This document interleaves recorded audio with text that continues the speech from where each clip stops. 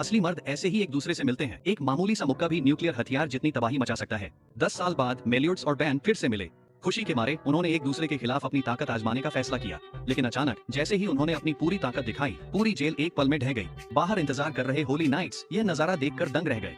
एक जेल जिसे न्यूक्लियर हथियार भी तबाह नहीं कर सकते थे, उसे उन्होंने अपने हाथों से आसानी से तोड़ दिया था।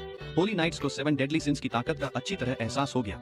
वे झुंड में वहां से भाग गए। हालांकि लालच का पाप बैन मिल तो गया था, लेकिन बाकी 4 साथियों का अता पता अभी भी मालूम नहीं था। उन्होंने आलस के पाप के बारे में जानकारी लेने के लिए मौत के महल की ओर जाने का फैसला किया। जब वे एक गाँव से गुजर रहे थे तो बैन ने अचानक एक लड़की को जमीन पर पड़ा देखा। जब उसने उसके परिवार के बारे में पूछा तो लड़की के भाई ने गलती से बैन को दुश्मन समझ लिया और एक लोहे की सुई से उस पर हमला कर दिया। लड़की ने जल्दी से अपने भाई को सब कुछ समझाया, लेकिन बैन अपने पैरों पर खड़ा हो गया जैसे उसे कोई फर्क ही न पड़ा हो। लेकिन अगले ही पल एक भाला बैन के शरीर के आर पार हो गया।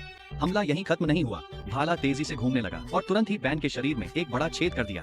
हालांकि अपनी ठीक होने की क्षमता की वजह से बैन ने फौरन खुद को अपनी असली हालत में वापस ला दिया। फिर भी उसे इस बच्चे की पहचान पर शक था। हालांकि वे पहले कभी नहीं मिले थे, पर ऐसा लग रहा था कि दूसरा उसे अच्छी तरह से जानता है। बिना किसी झिझक के दोनों ने एक साथ हमला कर दिया। उस जोरदार हमले का सामना करते हुए बैन ने अपने दुश्मन को एक ही बार में दूर उड़ा दिया। लेकिन जैसे ही बैन ने अपना संतुलन वापस पाया, उसका दुश्मन उसके पीछे आ गया और उसने अपना आखिरी दांव चला। खुशकिस्मती से बैन ने बिजली की तेजी से प्रतिक्रिया दी और हर वार से आसानी से बच निकला। लेकिन दुश्मन को कोई रहम न दिखाते देख बैन ने पलटवार करने की तैयारी की।